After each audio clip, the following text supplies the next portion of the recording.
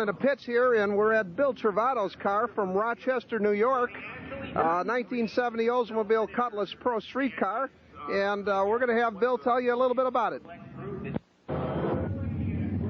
Well, I've had this car about 10 years now, ever since high school. Started out a 352 barrel, just a regular Cutlass, and this is what you got now.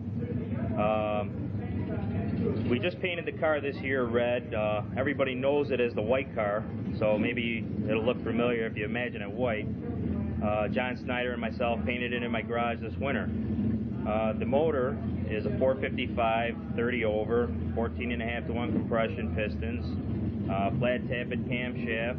I ported the C heads, 2-inch hooker headers, all the tricks like everybody else runs. I did the transmission and rear end myself also. ATI converter, 373 gears. The car is set up for the street, so it's a little under geared and under converted, but it works well. The car goes low 11s off the juice, low 10s with the juice. Pants on, buddy. Dave, where are you from? Sarnia, Ontario, Canada. Wow. Okay. What do you want, the jacket or the ride? You want to take the ride? Okay. You know what? You come up here, young lady. A hungry,